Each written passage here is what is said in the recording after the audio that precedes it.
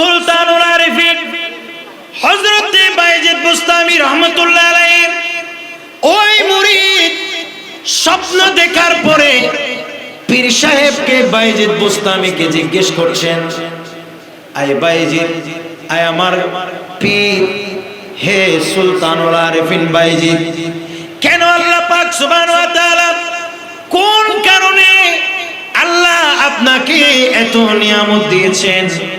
কি কাজ করেছেন আল্লাহ আপনার উপরে এত খুশি হয়ে জান্নাতে স্বর্ণের পালঙ্কের ব্যবস্থা করেছেন? কোন কারণে আল্লাহ পাক সুবহানাহু ওয়া তাআলা আপনাকে জান্নাত জায়গায় রাখো? এই কথা বলার সাথে সাথে আমি তখন একটা বালিশ নিয়ে আমার মায়ের পাশে গেলাম, আমার মাকে বললাম, আম্মা আপনি মাথা তোলেন। আমার মা যখন হালকা করে মাথা তুললেন, আমি আমার মায়ের মাথার নিচে হাতটা রেখেছি। আমার মা মনে করেছে আমার হাত সেটাকে বালিশ মনে করে আমার মা আমার হাতের উপর মাথা রেখে দিয়েছে। আমার কাছ থেকে আমার মা কি চেয়েছে? বালিশ। সবাই বলে না কি চেয়েছে? বালিশ। আমি আমার মায়ের মাথার নিচে বালিশ দেব। ইটটা বসে আমার মা মাথা তুলেছে আর আমি আমার হাত দিয়েছি। আমার মা মনে করেছে আমি বালিশ দিয়েছি। তা বালিশ মনে করে আমার মা আমার হাতের উপরেই মাথা রেখে দিয়েছে। তো আমি মনে মনে চিন্তা করলাম, আল্লাহ তো বলেছেন ওয়াবিল ওয়ালিদাইনি ইহসানা, তোমরা তোমাদের মা বাবার সাথে সুন্দর আচরণ করো, ভালো আচরণ করো। তো এখন যদি আমি আমার মায়ের মাথাকে আবার বেশি নাড়াছাড়া করলে আমার মা তো কষ্ট পাইতে পারে। এজন্য আমি আমার মায়ের মাথার নিচ থেকে আমি হাতটা আর সরাইলাম না, আমি হাতটাই রেখে দিলাম। একটু জোরে বলবো। তাজ মাল্টিমিডিয়া, তাজ মাল্টিমিডিয়া। বন্ধুরা, আমাদের ভিডিওটি ভালো লাগলে দয়া করে লাইক বাটনে ক্লিক করুন, কমেন্টস করুন এবং আমাদের চ্যানেলটি সাবস্ক্রাইব করতে ভুলবেন না। আউযু বিল্লাহি মিনাশ শাইতানির রাজীম। বিসমিল্লাহির রাহমানির রাহিম। ওয়া ক্বাদা রাব্বুকা আল্লা তা'বুদু ইল্লা ইয়্যাহু ওয়া বিল ওয়ালিদাইনি ইহসানা। ইম্মা ইয়াবলুগান্না ইনদাকাল কিবার আহাদুহুমা আও কিলাহুমা فلا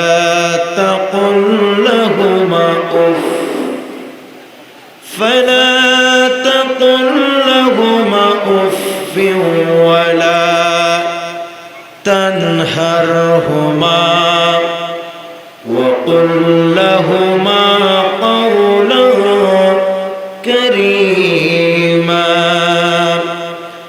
صدق الله المولانا العظيم وصدق رسوله النبي الحبيب الكريم ونحن على ذلك لمن الشاهدين والشاكرين والحمد لله رب العالمين. ربي صل وسلم وبارك عليه. মুআজ্জিজ মুহতারাম, অধ্যকার চট্টগ্রামের ঐতিহ্যবাহী আকবর শাহ থানাধীন ফিরোজ শাহ জনতা কলোনি পীর আব্দুল কাদের জিলানী রহমতুল্লাহ আলাইহি জামে মসজিদ সংলগ্ন মাঠ প্রাঙ্গণে ময়দানে পবিত্র ঈদ মিলাদুন নবী সাল্লাল্লাহু তাআলা আলাইহি ওয়াসাল্লাম উদযাপন উপলক্ষে বড় পীর হযরত আব্দুল কাদের জিলানী রহমতুল্লাহ আলাইহি জামে মসজিদ পরিচালনা কমিটি ও এলাকাবাসীর ব্যবস্থাপনায় 35তম পবিত্র ওয়াজ মাহফিল 2024 মুহতারাম সভাপতি, মঞ্চে আসীন অত্র মসজিদের দীর্ঘদিনের মুয়াজ্জিন মুজাহিদ মিল্লাত মাওলানা মোহাম্মদ আব্দুল লতিফ মোল্লা মাদ্দাজিলুল আলী, মঞ্চে আসীন অত্র জামে মসজিদের সম্মানিত পেশ ইমাম হাফিজ মাওলানা মোহাম্মদ বুরহানুদ্দিন আল কাদেরী, তাকরীর পেশ করেছেন মাওলানা হাফিজ কারি মোহাম্মদ মাঈনুদ্দিন সালেহী। প্রধান মেহমান হিসেবে কিছুক্ষণের মধ্যেই যিনি আমাদের মাহফিলে তাশরীফ আনবেন, প্রখ্যাত আলেমে দ্বীন শেখুল হাদিস উস্তাদুল উলামা চট্টগ্রাম নেসারিয়া কামিল মাদ্রাসার সম্মানিত প্রধান মুহাদ্দিস হুজুর আল্লামা মোহাম্মদ ইনামুল হক শিকদার সাহেব মাদ্দাজিলুল আলী, এছাড়াও অপরাপর অসংখ্য হযরত উলামায়ে কিরাম, সমবেত মুরব্বিয়ান নিজাম, সমবয়স্ক নওজওয়ান তরুণ ভাইরা, ছোট্ট ছোট্ট শিশু কিশোরেরা, পর্দানশীল মা বোনেরা, ইরহামানা ওয়া রাহমাকুমুল্লাহু তাআলা। আল্লাহ পাক সুবহানাহু ওয়া তাআলার দরবারে লাখ কোটি শুকরিয়া আদায় করে সকলে আকাশ বাতাস প্রকম্পিত করে উচ্চ আওয়াজে বলি আলহামদুলিল্লাহ। অসংখ্য দরুদ এবং সালামের নজরানা পেশ করছি নবী পাক সাহেবে আওলাদ, তাজদারে মদিনা, সুরুর কলব বসিনা, নবী মুহাম্মদুর রাসূলুল্লাহ। বলেন সকলে সাল্লাল্লাহু তাআলা আলাইহি ওয়াসাল্লামার আলিশান দরবারে পাকে যে নবীর উম্মত হয়ে আল্লাহ তাআলা আমাদেরকে আল্লাহর সর্বশ্রেষ্ঠ বান্দা হিসেবে নির্বাচিত করেছেন, সকলে উচ্চ আওয়াজে মুহাব্বতে বলুন আবারও আলহামদুলিল্লাহ।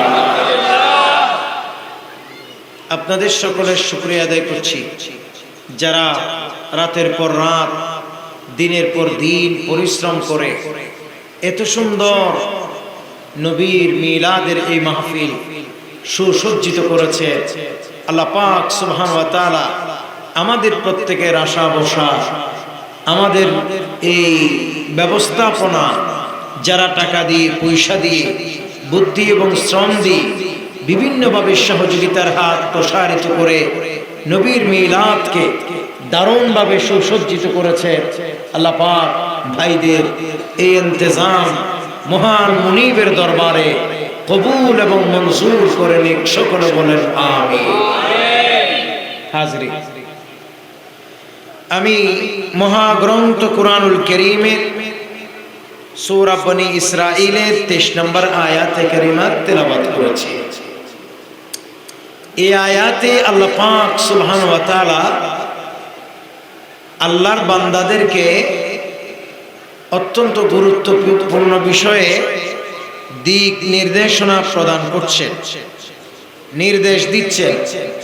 সেটা হচ্ছে, প্রথমে আমাদেরকে বলেছেন আল্লাহর ইবাদত করতে, এর পরপর আমাদেরকে বলছেন বাবা মার সাথে সুন্দর ব্যবহার করতে।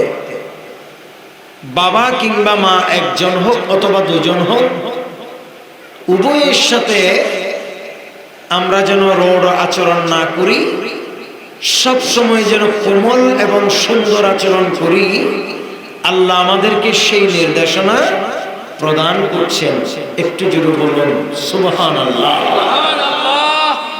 আল্লাহর কোরআনের ভাষায় এভাবে, আউযু বিল্লাহি মিনাশ শাইতানির রাজীম। ওয়া ক্বাদা রাব্বুকা আল্লা তা'বুদু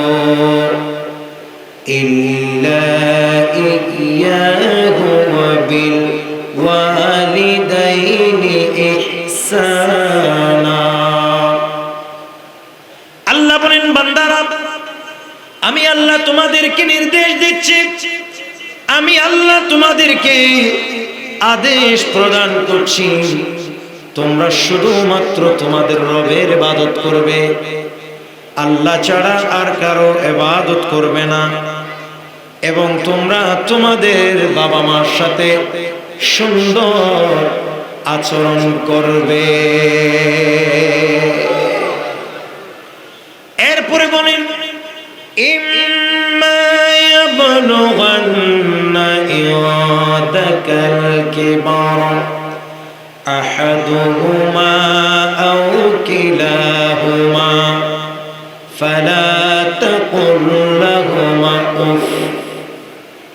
আল্লাহ বলেন যদি তোমরা বাবা মা উভয়কে পাও অথবা দুইজনের যে কোনো একজনকে পাও, বার্ধক্য অবস্থায় কোনো অবস্থাতে কারো সাথে তোমরা খারাপ ব্যবহার করবে না, রূঢ় আচরণ করবে না, এমন কথা বলবে না যে কথার কারণে বাবা মা উফ শব্দ উচ্চারণ করে। এরপর আল্লাহ বলেন ওয়াকুল লাহুমা ওয়ালা তানহারহুমা ওয়াকুল লাহুমা কাওলান কারীমা। তোমরা বাবা মাকে কোনো অবস্থায় ধমক দিবা না এবং বাবা মার সাথে নরম কোমল সম্মানের সাথে ব্যবহার করবা। উচ্চ আওয়াজে বলুন সুবহানাল্লাহ। এটা হচ্ছে কোরআনুল কারীমের সূরা বনী ইসরাঈলের তিলাওয়াতকৃত 23 নম্বর আয়াতে কারিমার অর্থ, ট্রান্সলেশন বাংলা। এই আয়াতে আমার আল্লাহ সবার মনোযোগ কামনা করছে। মাহফিলে বসবেন সবাই ইবাদতের নিয়তে। কিসের নিয়তে? ইবাদত। আমি একটা মোটামুটি কোন বিষয়ে আলোচনা করব এটা ধারণা পাইছি বা বিষয় পাইছি, সেটার উপরে ইনশাআল্লাহ তাআলা আমার কথা হবে। আল্লাহ আমাদেরকে বোঝার তৌফিক দান করুন। এবং আপনাদেরকে বলবো একটু আওয়াজ দিবেন সুবহানাল্লাহ, আলহামদুলিল্লাহ, আমিন। যে সব শব্দ আমরা বলবো এগুলো আপনারা একটু আওয়াজ দিবেন, রেসপন্স করবেন, ঠিক আছে? কিন্তু আপনারা একদম চুপচাপ যদি শুনেন তাহলে আমার কোনো অসুবিধা হবে না, আপনাদের অসুবিধা হবে। তার মানে আপনারা কথা বুঝবেন না, তারপর আপনাদের মনোযোগ থাকবে না। তাহলে আপনারা যখন মনোযোগ দিবেন এবং ইবাদতের নিয়তে বসবেন তখন আমাদের সকল কথা শুনতে ভালো লাগবে, বুঝতে সুবিধা হবে, আমল করার জন্য আল্লাহ আমাদের সহায় হবেন। সবাই বলেন ইনশাআল্লাহ, মাশাআল্লাহ। এই তো সবাই একটু নিয়তটাকে ফ্রেশ করেন যে আজকে আমরা এখানে এলমে দ্বীন শিখতে আসছি।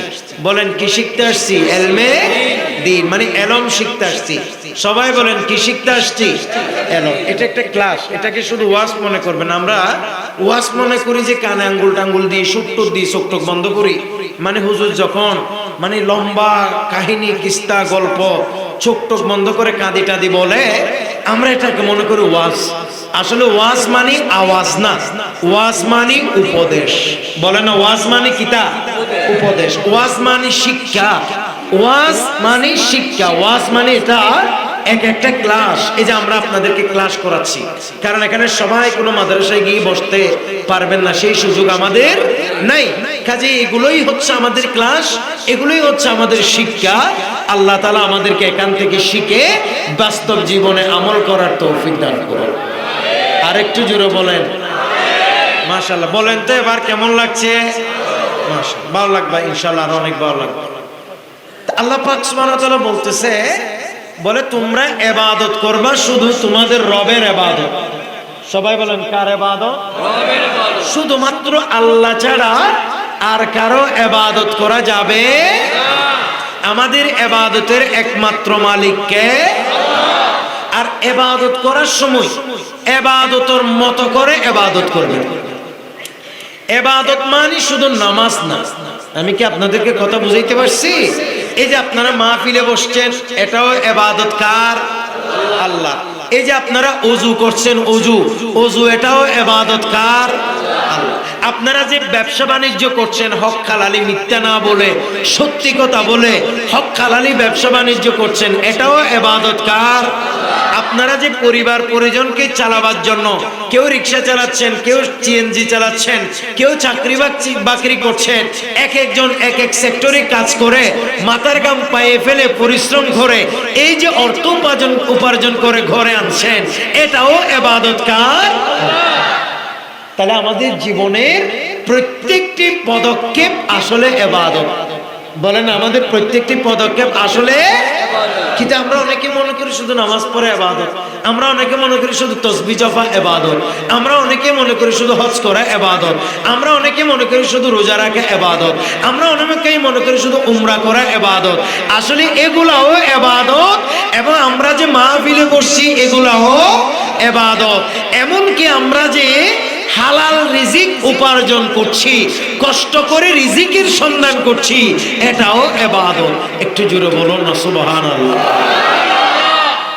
তাহলে সব ইবাদত করতে হবে একমাত্র কার? বলেন কার? আল্লাহ ছাড়া কারো ইবাদত করা যাবে না। কে যদি এই নিয়তে নামাজ পড়ে, আমি নামাজ পড়বো মানুষ আমাকে মুসল্লি হিসেবে চিনবে, আমি নামাজ পড়বো আমাকে ঘরের পুত্রবধূ জানবে শ্বশুর খুব নামাজি, আমি নামাজ পড়বো, নামাজ পড়লে আমাকে মানুষ এলাকার সরদারি দিবে, আমি নামাজ পড়বো মানুষ আমাকে মান্য করবে, সালাম দিবে, এই নিয়তে যদি নামাজ পড়ে, বলেন এটা কি নামাজ হবে? কারণ এটা তো শিরিক হবে, শিরকে আসগর হবে, এটা রিয়া হবে। কারণ আপনার ইবাদত হতে হবে একমাত্র কার? প্রিয় ভাইরা আমার, নবী করিম সাল্লাল্লাহু তাআলা আলাইহি ওয়াসাল্লাম বলেছেন, হে আমার উম্মতেরা, তোমরা শুধু ইবাদত করবা আল্লাহর। সবাই বলেন কার? আল্লাহর ইবাদত করবা। এই সাউন্ড চালাচ্ছে কে? হ্যাঁ, সুন্দর, খুব সুন্দর চালাচ্ছে, কিন্তু ইকোটা বন্ধ করে, মনিটরের ইকো এটা বন্ধ করে দাও, এমনি বেস বাড়ে দাও, একটু একটু দুরূদ শরীফ পড়ুন। সালাতুন ইয়া রাসূলুল্লাহ আলাইকুম।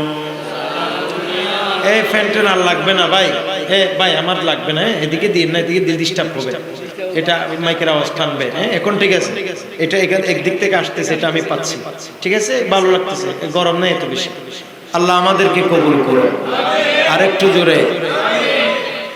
আমার নবী বলেন, আনতা বুদাল্লাহ কাআন্নাকা তারাহু। উম্মত, তোমরা তোমাদের রবের ইবাদত করবা এমন ভাবে যেন তোমরা তোমাদের রবকে দেখতে পাচ্ছ। তোমরা ইবাদত করবা এমন ভাবে করবা যেন তোমরা কাকে দেখতে পাচ্ছ? আল্লাহকে। জোরে বলে না কাকে? কেউ যদি বলে যে হুজুর আমি তো আল্লাহ তাআলাকে দেখতেছি না, তাইলে আল্লাহকে না দেখে আমি কিভাবে দেখছি বলে মনে করব? আমার নবী বলেন, উম্মত, তুমি যদি দেখো আল্লাহকে নাও দেখতে পাও, তুমি এই বিশ্বাস অন্তরে রাখো, আল্লাহ তাআলা আমাকে দেখছে।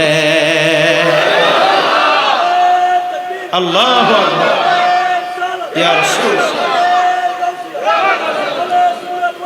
জিন্দাবাদ জিন্দাবাদ, সকলে বলেন মারহাবা। তাহলে ইবাদতটা হতে হবে কার? এই জন্য আমি আপনাদেরকে অত্যন্ত বিনয়ের সাথে বলি, আপনি যে দোকানে বসেন এটাও ইবাদত কার? আপনি যেই দোকানেই করেন, মুরগির দোকান করেন, গরুর গোশতের দোকান করেন, ছাগলের গোশতের দোকান করেন, আপনি তো রিজিকের জন্য করতেছেন, ঠিক কিনা? যদি আপনি মিথ্যা কসম না করেন, মিথ্যা কথা না বলেন, ব্যবসায় ধোঁকাবাজি না করেন, তাহলে এটা শুধু ব্যবসা হবে না, এটা আল্লাহর অনেক বড় ইবাদত হবে। কথা বলেন ঠিক কিনা? কিন্তু আমাদের অধিকাংশ ইবাদত নষ্ট হয়ে যায় কিসের কারণে জানেন? মিথ্যের কারণে। আমাদের অধিকাংশের ইবাদত নষ্ট হয়ে যায় কিসের কারণে জানেন? মিথ্যা কসমের কারণে। আমাদের অধিকাংশের ইবাদত নষ্ট হয়ে যায় কেন জানেন? আমাদের নিয়ত শুদ্ধ না থাকার কারণে। কথা বলেন ঠিক কিনা? তা আল্লাহ বলেন, ওয়া কাদা রাব্বুকা আল্লা তা'বুদু ইল্লা ইয়্যাহু। তোমরা শুধু ইবাদত করবা কার? আল্লাহ। তোমাদের রবের। রব ছাড়া আর কারো ইবাদত হইতে পারে না। সবাই তো আমরা ইবাদত করি, অন্যান্য ধর্মাবলম্বীরা উপাসনা করে, পূজা করে, অর্চনা করে, ঠিক কিনা? তো এগুলা কি হবে? হবে না। কারণ ইবাদত কোনো মূর্তির হবে না, উপাসনা কোনো মূর্তির হবে না, শুধু একমাত্র হবে কার? আল্লাহ। কারণ দেবী দেবীর নাই ক্ষমতা, পূজা করা হইরে বৃথা। দেবী দেবীর নাই ক্ষমতা, পূজা করা হইরে বৃথা। বলো আল্লাহ ছাড়া নাই রে মাবুদ। আছে নাকি ভাই? বলো আল্লাহ ছাড়া নাই রে মাবুদ, চলো তাকে প্রাণে ডাকি। সালাতুন ইয়া রাসূলুল্লাহ, সালামুন ইয়া হাবিবাল্লাহ। প্রিয় ভাইরা আমার, আল্লাহ পাক সুবহানাহু ওয়া তাআলা আমাদেরকে বলেছেন শুধুমাত্র ইবাদত করতে হবে কার? আল্লাহ। আরো জোরে বলেন কার? আল্লাহ ব্যতীত যদি কেউ অন্য কারো ইবাদত করে, আল্লাহ ছাড়া যদি ইবাদতে কাউকে শরীক করে, তাহলে এটা ইবাদত হবে না, এটা শিরকে আসগর হবে, এটা ইবাদত হবে না, এটা বড় ধরনের শিরকের গুনাহ হবে, গুনাহে কবিরা হবে। কথা বলেন ঠিক কিনা? এরপর আল্লাহ বলেন তোমরা আল্লাহর ইবাদত করবা। তো আল্লাহর ইবাদত করলে কি হবে? না, হবে না।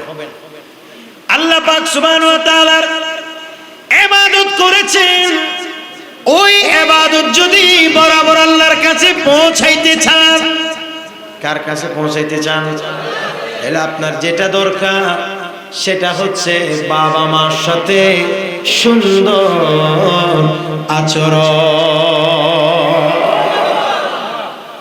আমার আল্লাহ বলেন ওয়া বিল ওয়ালিদাইনি ইহসানা, বলে তোমরা ইবাদত করবা একমাত্র আল্লাহর, অতঃপর তোমরা তোমাদের বাবা মার সাথে সুন্দর ব্যবহার করবা।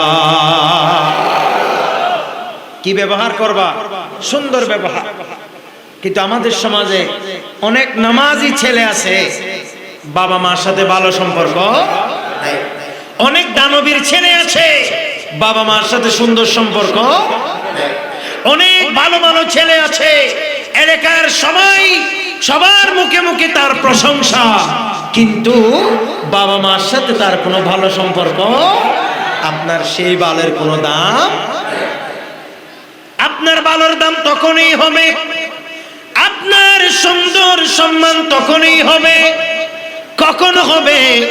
যদি আপনি আল্লাহর ইবাদত করবেন, পাশাপাশি বাবা মার সাথে ভালো ব্যবহার করবেন, আচরণ সুন্দর করবেন, তাইলে বাবা মার সাথে সুন্দর আচরণের কারণে আপনি যেসব ভালো কাজ করবেন এগুলো সব রব্বে কারীমের দরবারে কবুল হয়ে যাবে।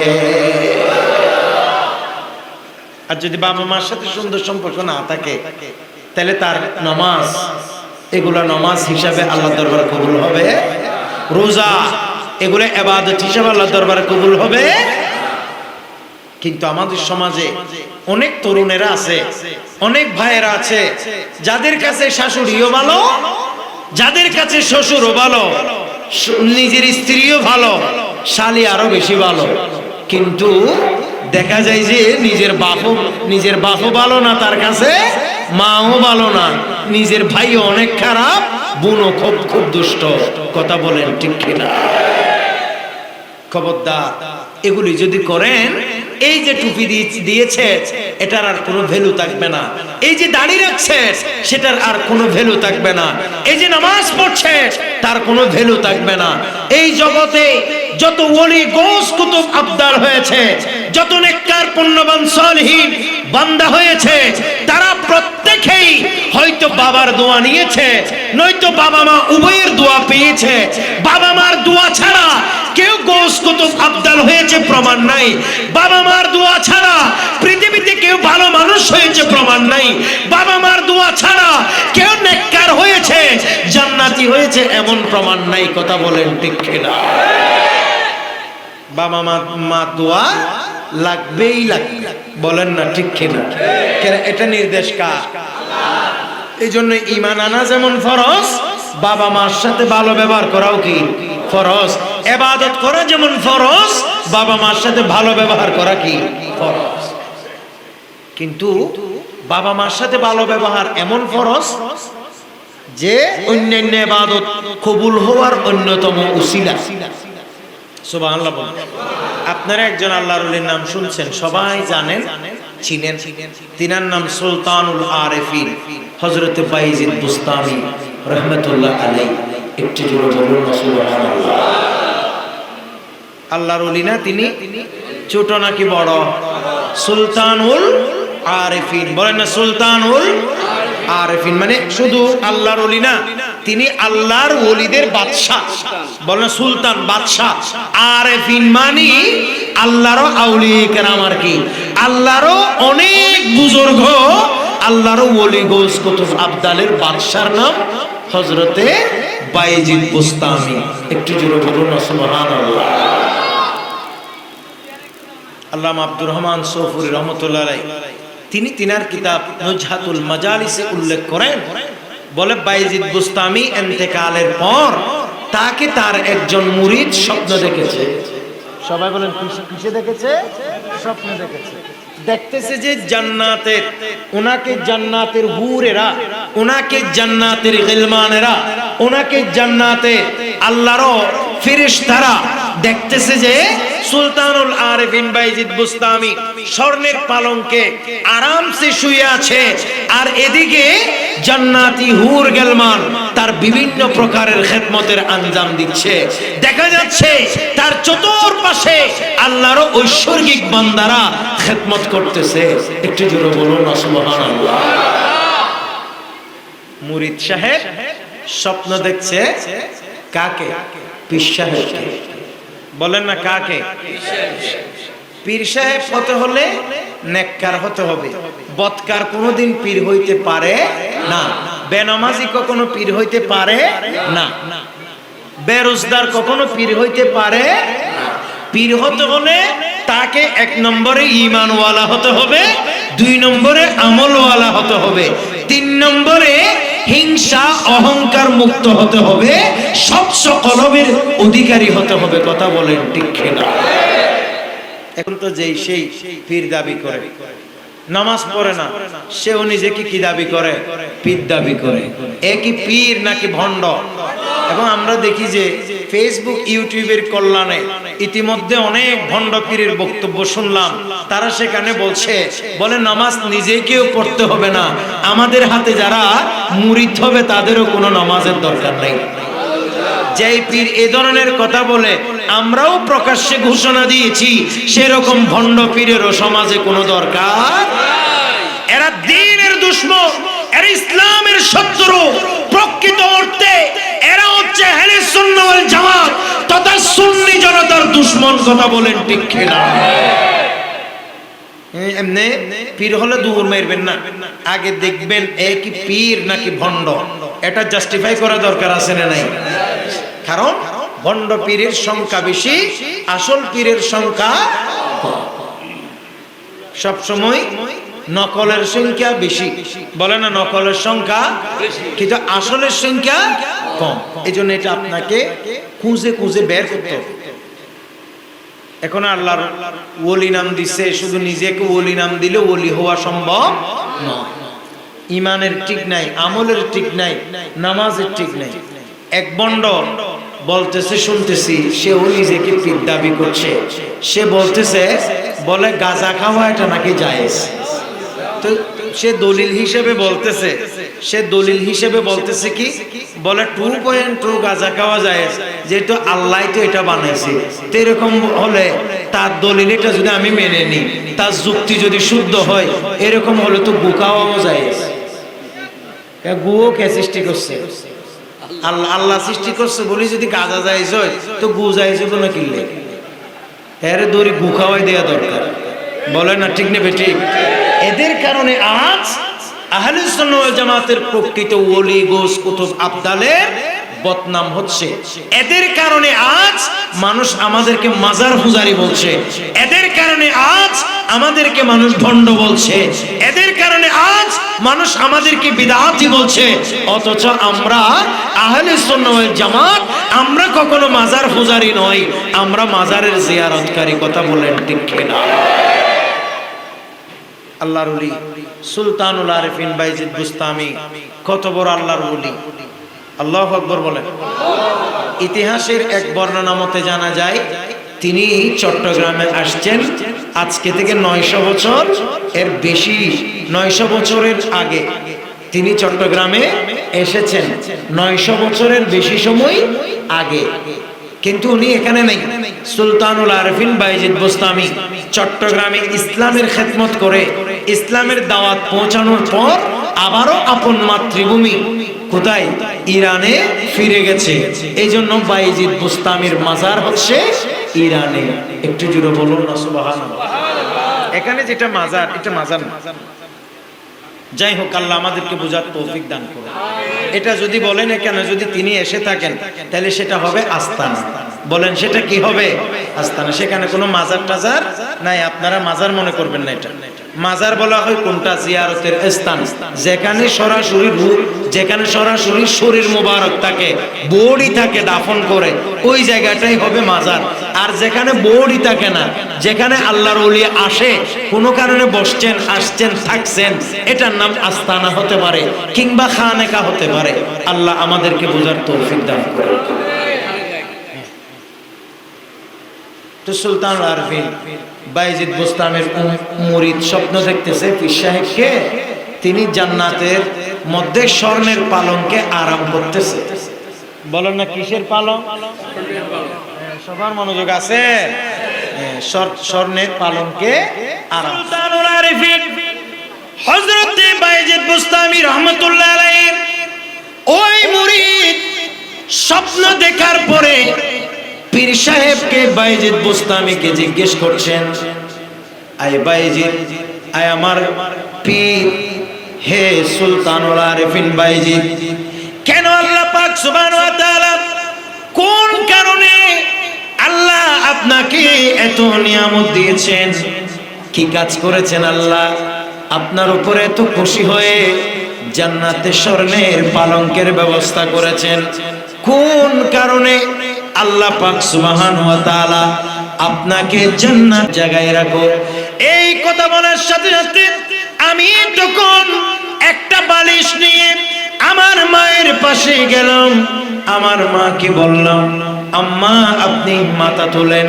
আমার মা যখন হালকা করে মাথা তুললেন, আমি আমার মায়ের মাথার নিচে হাতটা রেখেছি।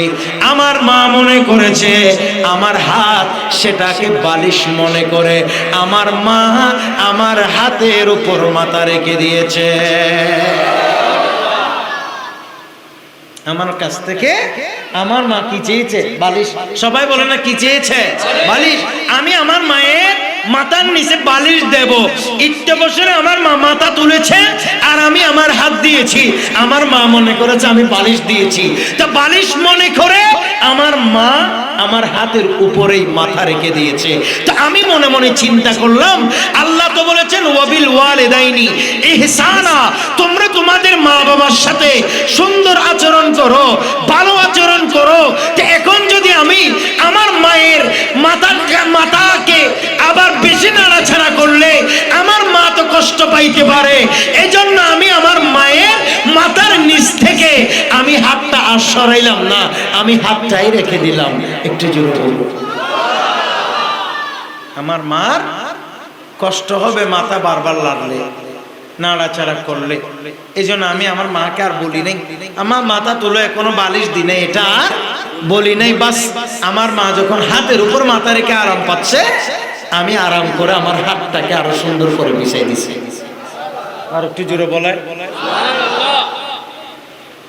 এখন আমার মা যখন আমার হাতের উপর মাথা রাখলেন, এভাবে দেখা যায় মা আমার অনেকক্ষণ যাবত আমার মা আমার মাথার উপর হাত রাখলেন।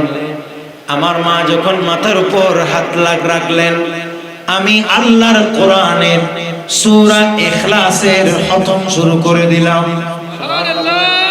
সূরা ইখলাস খতম। সূরা ইখলাস 1000 পড়লে 1000 বার পড়লে এটা একটা সূরা ইখলাসের স্বতন্ত্র খতম আদায় হয়। একটু জোরে বলুন না সুবহানাল্লাহ। বলে আমার মা আমার হাতের উপর মাথা রাখছে, আর এদিকে আমি সূরা ইখলাস পড়তেছি। আমি পড়তে প্রায় 1000 বার পড়ার পর হঠাৎ করে আমার মায়ের ঘুম ভাঙছে। মা চোখ খুলে দেখে আমি বাইজিদ মায়ের মাথার কিনারে দাঁড়িয়ে আছি। তখন আমার মা আমাকে বললেন, আয় আমার তাইফুর, কি কারণে কি বিষয়ে তুমি আমার মাথার কিনারে দাঁড়িয়ে আছো? এত রাত না ঘুমাই কিভাবে তুমি দাঁড়িয়ে আছো? তখন আমার মাকে আমি বললাম, হে আমার মা, আসলে আমি কোনো দাঁড়িয়ে নাই। আপনি বলছেন মাথার নিচে বালিশ দিতে, আমি বালিশ দিতে গিয়ে আপনি আমার হাতের উপর মাথা রেখে দিয়েছেন। আপনি হয়তো আমার হাতটাকে বালিশ মনে করছেন, আপনি কষ্ট পাবেন বিদায় আমি আমার এই হাতটা আর সরাইলাম না। এজন্য আমি এখনো আপনার মাথার কিনারে নিচে মাথার নিচে হাতটা দিয়ে এখনো দাঁড়িয়ে আছি। কিতাবে আসছে হযরত বাইজিদ বুস্তামি রহমাতুল্লাহ আলাইহি তখন বসাতেও ছিলেন না, দাঁড়ানোতেও ছিলেন না। অর্ধেক বসাই অর্ধেক দাঁড়ানো, হাফ বসা হাফ দাঁড়ানো। এটা এক তো পুরোপুরি দাঁড়িয়ে থাকলে এক কথা, অথবা পুরোপুরি বসে থাকলে এক কথা। এখন নয় দাঁড়ানো নয় বসা, যার কারণে তিনার কোমরে অনেক প্রচন্ড ব্যথা করছিল, কিন্তু নিজের ব্যথাটাকে ভুলে গিয়ে মায়ের সুখটাকে প্রাধান্য দিয়েছে। মা এই দৃশ্য দেখে, বাবা বাবা বাবা তুমি তাড়াতাড়ি হাতটা বের করো। ছেলের কষ্ট মা বুঝতে পারছে, তুমি হাতটা কি করো, বের করে দিছে। তখন মা ওই বিছানায় মুরব্বী মা আল্লাহর দরবারে হাত তুলে দিছে। একটু জোরে বলো না সুবহানাল্লাহ। কার দরবারে হাত তুলে দিছে? আল্লাহ পাক সুবহানাহু ওয়া তাআলার কাছে সুলতানুল আরিফিন বাইজিদ বুস্তামির আম্মা আল্লাহর দরবারে হাত তুলে দিয়ে বলতেছে, আল্লাহ তুমি আমাকে যেভাবে আমার ছেলে আরাম দিয়েছে, আল্লাহ আমার এই সন্তান যখন মারা যাবে, আমার ছেলেটা যখন কবরে যাবে, আল্লাহ তুমি আমার ছেলেটাকেও জান্নাতের বিছানায় আরাম করার সুযোগ দিও। আল্লাহ আমার ছেলে যেভাবে আমাকে আরাম দিয়েছে, আমার ছেলে যেভাবে আমাকে শান্তি দিয়েছে, আল্লাহ তুমি আমার এই ছেলেটাকেও জান্নাতি বিছানায় আরাম দিবা। এই আমার মুরিদ, তুমি যে দেখতেছো আজকে আল্লাহ আমাকে জান্নাতি বিছানায় আরাম দিচ্ছে, মূলত এটা আমার কারণে নয়, এটা আমার মায়ের দুয়ার কারণে। জোরে বলেন সুবহানাল্লাহ। মা কে নয় এতই দামি জানে না সকলে, জানতো যদি পড়তো তারা কোরআন হাদিস কোলে। একটি হজের সওয়াবে মিলে, একটি হজের সওয়াবে মিলে, মাকে একবার দেখিলে মাকে নয় এতই দামি জানে না সকলে। সালাতুন ইয়া সালামুন ইয়া। কি ভাই আপনারা বিরক্ত হচ্ছে, খারাপ লাগে? আল্লাহর ওলি বায়েজিদের বিরল ঘটনা, মায়ের সেবা ছিল তাহার উত্তম নমুনা। আল্লাহর ওলি বায়েজিদের বিরল ঘটনা, মায়ের সেবা ছিল তাহার উত্তম নমুনা। সেই মাকে কষ্ট দিলে, সেই মাকে কষ্ট দিলে খোদার আরশ টলে, মাকে নয় এতই দামি জানে না সকলে। সালাতুন ইয়া জুরে সালামুন ইয়া হাবিবাল্লাহ। এবার সকলে বলেন না মারহাবা। আপনারা কি বিরক্ত হচ্ছে? আমার নবীর হাদিস থেকে জানা যায় এবং অসংখ্য কুরআনুল কারীম আয়াতে, কুরআনুল কারীমের আয়াতেও আমাদেরকে সাক্ষ্য দেই, মা বাবার দোয়া কখনো বৃথা যায় না। বলেন না ঠিক না বেটে? মা বাবার দোয়া কখনো কি যায় না? বৃথা যায় না। বলেন না ঠিক না? মা বাবা দোয়া করলেও ওই ছেলে উন্নতির দিকে যায়, আবার বদদোয়া করলেও ওই ছেলে নিমিষে ধ্বংসের দিকে চলে যায়। বলেন ঠিক না? এজন্য হয়তো অনেকে বলবেন, হুজুর আমার মা তো নামাজ পড়ে না, আমার মা তো রোজা রাখে না, আমার মা খুব খারাপ। আপনাকে এত ওয়াজ করতে বলি নাই, আপনাকে আল্লাহও এত ওয়াজ করার অধিকার দেয় নাই। আল্লাহ বলতেছে তোমার মা খারাপ, তোমার মা ভালো, তোমার মা এই, তোমার মা সেই, এসব কথা আমি বুঝি না। তোমাকে আমি নির্দেশ দিচ্ছি তুমি ইবাদত করবা আমি আল্লাহর, আর পাশাপাশি আমি হুকুম দিচ্ছি তোমরা সরাসরি বাবা মার সাথে সুন্দর ব্যবহার করবা।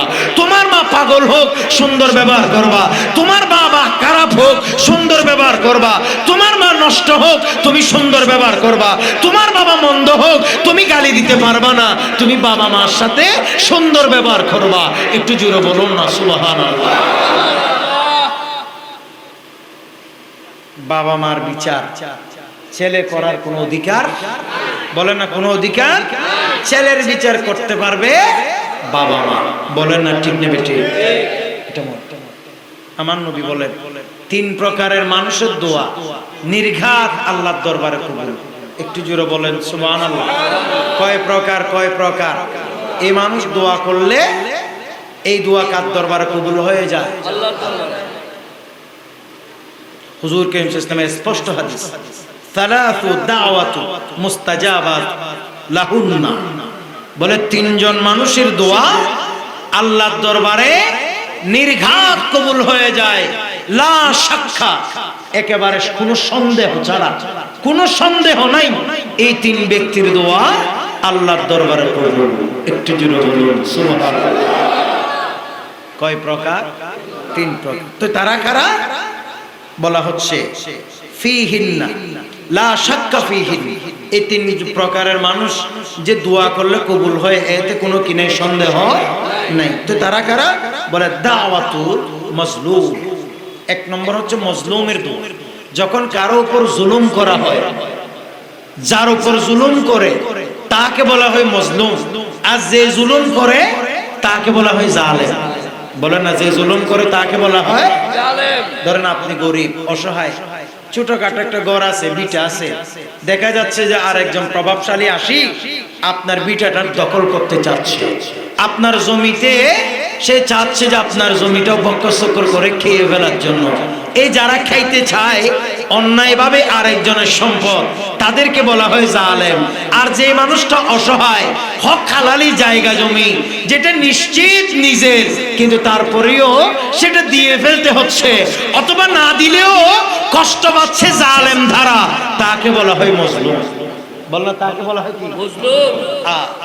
এই দুনিয়ায় এই দেশে কত জুলুম এরকম চলতেছে বা চলছে, বলেন না ঠিক নেবে ঠিক? ক্ষমতা যার আছে সে মনে করে যে এই ক্ষমতা থেকে তাকে চিরজীবন আর নামতে হবে না, বলেন না ঠিক কিনা?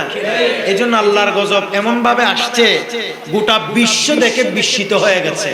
মানুষ আশ্চর্য না হয়ে আর পারে না, কারণ আল্লাহ সহ্য করতে করতে করতে করতে আজ না হয় কাল এই স্বৈরাচার কিংবা জালেমকে শাস্তি একদিন না একদিন দিয়েই থাকেন। কথা বলেন ঠিক কিনা? এই জন্য আমরা আলেম ওলামারা সবসময় সতর্ক আগেও করেছি, ক্ষমতা পাইলে একেবারে এটা মনে করবেন না যে এটা মনে হয় আমার স্থায়ী ক্ষমতা। আরে তোমার কি ক্ষমতা? ফেরাউনের কত ক্ষমতা ছিল। আরে তোমার কি ক্ষমতা? নমরুদের কত ক্ষমতা ছিল।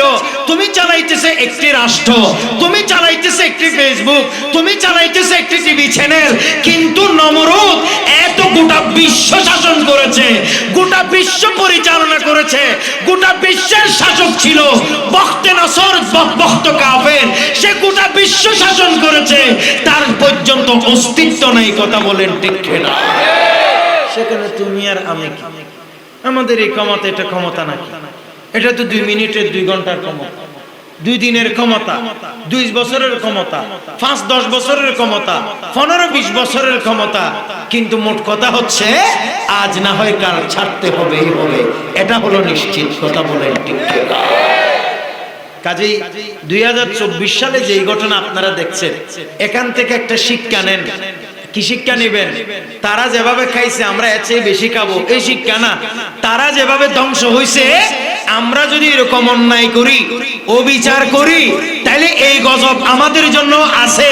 সেই শিক্ষা আমাদের গ্রহণ করা দরকার। কথা বলেন ঠিক কিনা? দেখিয়ে না বা 2 টাকা খাইছে, আমি 10 টাকা খাবো, এই চিন্তা করেন না। আল্লাহ কিন্তু আপনার জন্য আছে। বলেন নাকি নাই? রাগ করতেছেন মনে হয়। আসেনি? কোন আছেন? আল্লাহ আছে। বলেন আল্লাহ আছে না নাই? আল্লাহর শাস্তি মানেন কি মানেন না? না মানি কই যাইবে?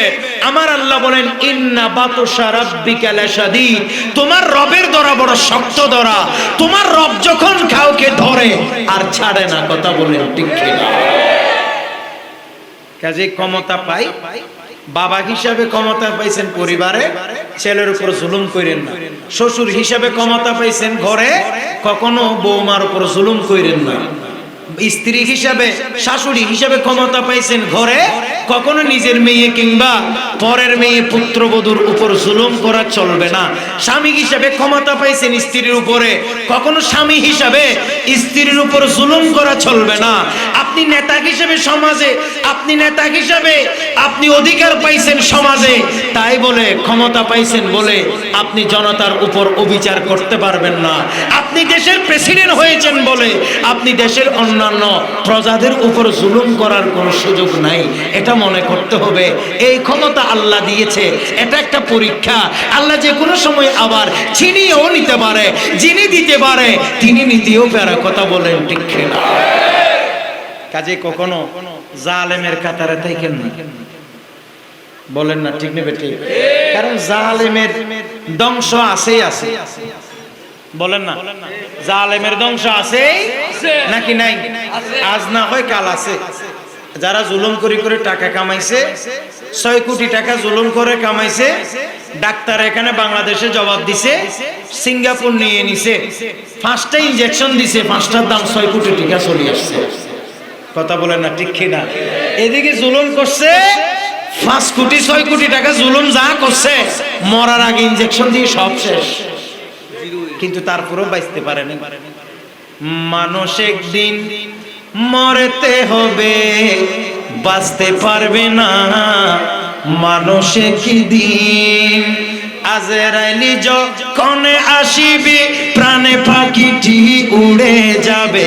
আজরাইল যখন আসিবে, প্রাণে পাখিটি উড়ে যাবে। শত চেষ্টায় ব্যর্থ হবে, রাখতে পারবে না। মানুষ একদিন মরতে হবে, বাঁচতে পারবে না। সালাতুনিয়া সালামুনিয়া হাবিবাল্লাহ। এবার সকলে বলেন মারহাবা, আওয়াজ করে বলেন মারহাবা। খারাপ লাগে? তাহলে আমার নবী বলেন কয়জন মানুষের দোয়া আল্লাহর দরবারে নিশ্চিত কবুল? কথা বলেন কয়জন? নবী করিম সাল্লাল্লাহু আলাইহি ওয়াসাল্লাম বলছেন সালাতু দাওয়াতু মুস্তাজাবাতু লাহুন্না লা শাক্কা ফীহিন্না। 3জন মানুষের দোয়া আল্লাহর দরবারে গ্যারান্টি সহকারে কবুল, এতে কোনো সন্দেহ নাই।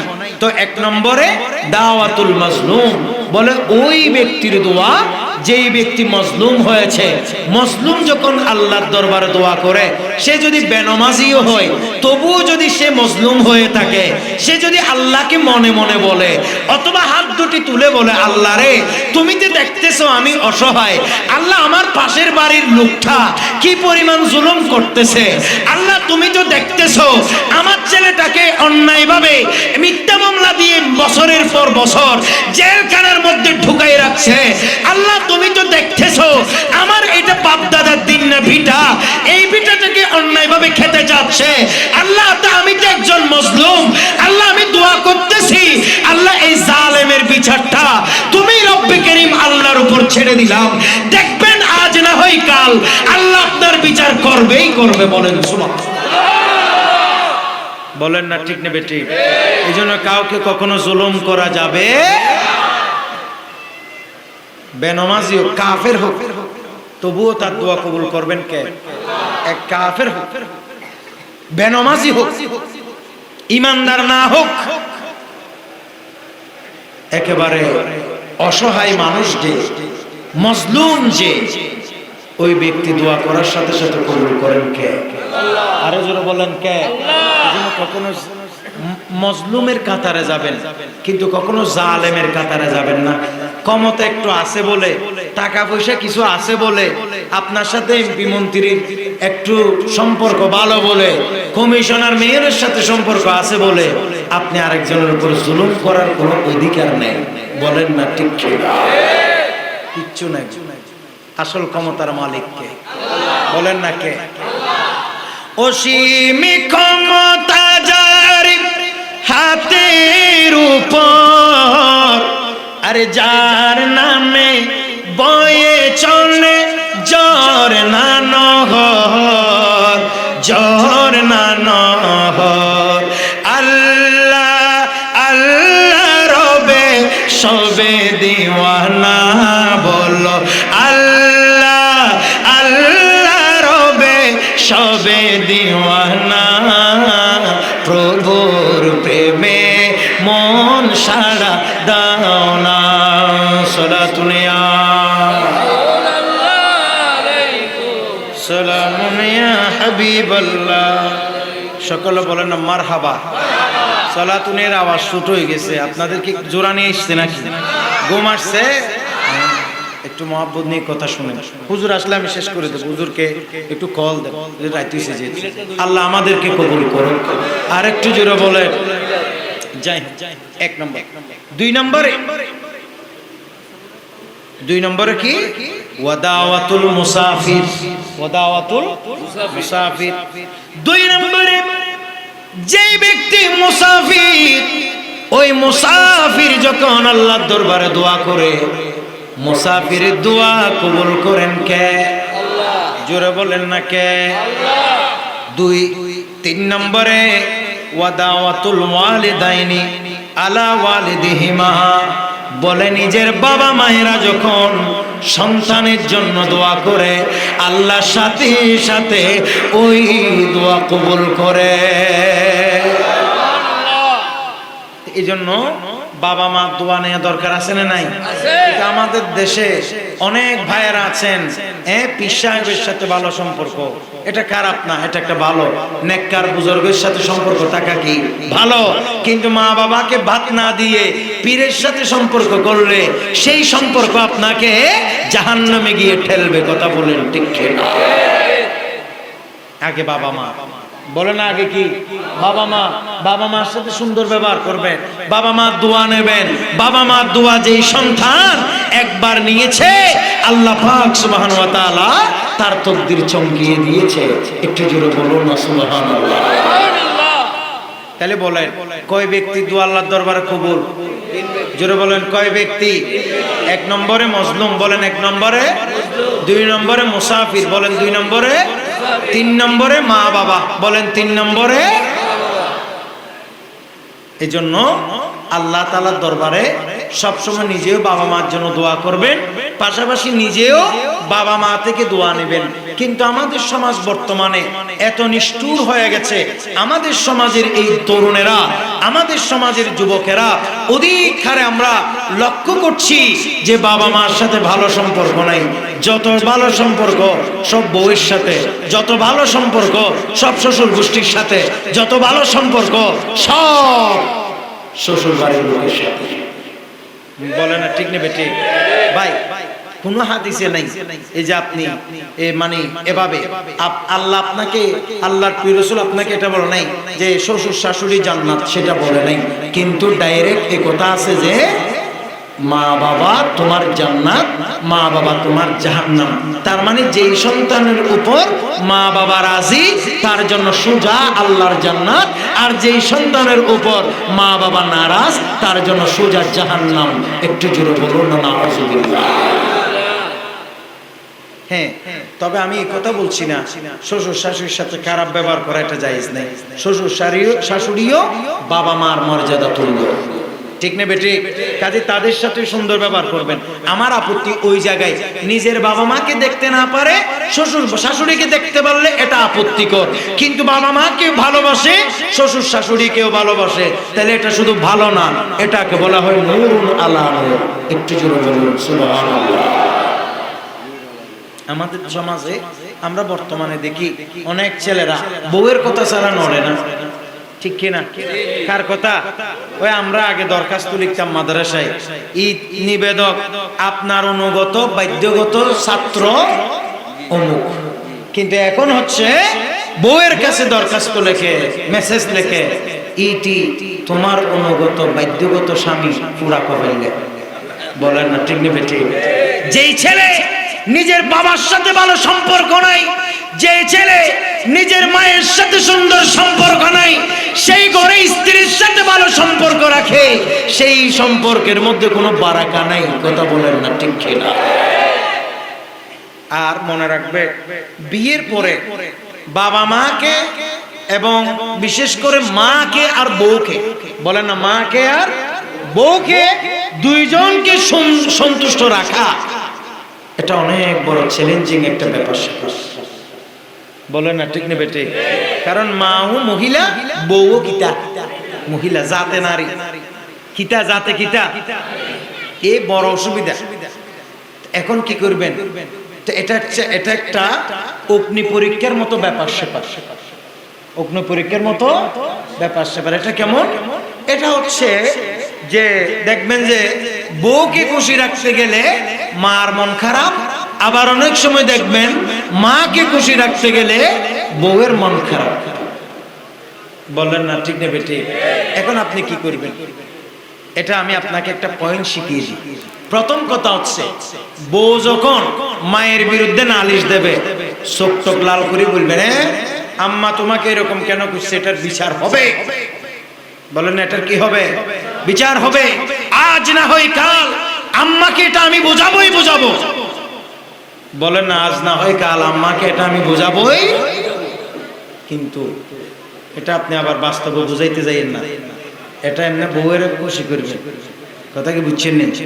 খবরদার, এটা যদি আপনি আসা যদি প্রমাণ করতে যান তাহলে আপনার মা লজ্জিত হবার সম্ভাবনা আছে, আপনার মা আপনার সামনে ছোট হবার আশঙ্কা আছে। মাকে বউকে সম্মান দিতে গিয়ে মাকে ছোট করবেন। হুজুর আমি খুব সত্যবাদী, আমি একজন প্রতিবাদী, হক কথার জন্য মাকেও ছাড়ি না, বাপকেও ছাড়ি না। না, এটাই সত্যবাদী হওয়ার দরকার নেই। না মাথাতে ঠিক নেবে ঠিক? একবারে একদূর ভালো মানুষ হওয়ার দরকার নেই। বাবা মার বিচার করবেন, হক কথার জন্য বাবা মাকে গালি দিবেন, এত ভালো সন্তান হোক, এত একদম ভালো মানুষ হওয়ার দরকার নেই। আপনার বাবা মা যাই করে তা আপনাকে মেনে নিতে হবে। আমার আল্লাহরই ফয়সালা। আল্লাহ বলেন ফালা তাকুল্লাহুমা উফ, এমন শব্দ বলবে না যেটার কারণে তোমার বাবা কিংবা মা উফ শব্দ উচ্চারণ করে। তার মানে তুমি সব সময় ওয়ালা তানহারহুমা, তাদেরকে দমক দিবা না। ওয়াকুল্লাহুমা কাওলান কারীমা, তুমি সব সময় তাদের সাথে দয়াময় কথা বলো, নরম কথা বলো। একটু জোরে বলুন সুবহানাল্লাহ। তাহলে আমি আপনাকে কি শিখে দিলাম? যখন বউয়ে মার নামে কি দিবে, নালিশ বলে না, কি দিবে? নালিশ। তখন আপনি বলবেন কে ঠিক আছে আমি তোমার পক্ষে, তুমি ঠিক আছে এভাবে থাকবা, তুমি কিন্তু কিছু বলবে না, খবরদার, কারণ তুমি কিছু বললে আমি মুখ পাবো না, এবার বলবেন বউকে। বউ বলে তো বাজ জামাইবে তো পুরা আরে না দেখবি না মাতে, ঠিক নেবে ঠিক, জামাইবে কি পুরা আর বাহ এলে জামাইলা হাত দেন, হাত দেন। কথা কি বুঝছে? এইটুকুই চাই আপনার বিবি। পরে আপনার মা যদি আপনাকে নিজের থেকে আবার বিচার করতে যায় না, আম্মা তুমি বলে এটা করছো, এটা দরকার নেই, এটা বলার দরকার নেই। বউ যদি বলে যে তুমি তোমার মাকে বলছো, বলবো হিসাব বুঝে বলবো, আম্মাকে ঠিক মতো ধরতে হবে, আমি এগুলো মাথায় আছে সবকিছু, এবার বলতে চোখ টোক লাল করে বলবো, বিশ্বাস করি। তারপরে কি করবেন? এখন ধরেন বউয়ে আবার মায়ে নালিশ দিতেছে বউয়ের নামে, এখন কি করবেন? সাথে সাথে বিচার করার দরকার নাই, মাথা গরম করার দরকার নেই। ঘরে যদি মাথা গরম করেন তাহলে জিন্দিগিতে কোনো কাজ হবে না, বলেন না ঠিক নেবে ঠিক? শুধু চুল যাবে, এ মরার সময় দুইটা চুল নিয়েও মরতে পারবেন না। কথা কি বুঝছেন? সব চুল যাইয়া সেরা আপনি একদম এখানে স্টেডিয়াম হয়ে যাবে। এই জন্য কোনো টেনশন করবেন না, এগুলো ঘরের মধ্যে চলবেই, পরিবারের মধ্যে এগুলো থাকবেই, বলেন না ঠিক নেবে ঠিক? এটাই পরিবারের সুন্দর। মা এসে বলবে এ আমার ছেলে তোমার বিবি এটা করছে, আপনি বলবেন আম্মা একটু ছোট করে বলেন, হ্যাঁ শুনলে আবার আগুন ধরাই দিব, খবরদার আমি বিচার করব, কিন্তু তুমি আমাকে বলো কি কি হয়েছে সেটা আমাকে শান্তি মাথায় বলো। মায়ে বলবে যে অবুক ইবানা ফুয়াইবানা তোলা হাত দেবে না মাথায়, ঠিক নেবে ঠিক? অর্থাৎ এটাকে বলা হয় বউয়ের বোঝ বউকে দিয়া, মায়ের বুঝ মাকে দেয়া।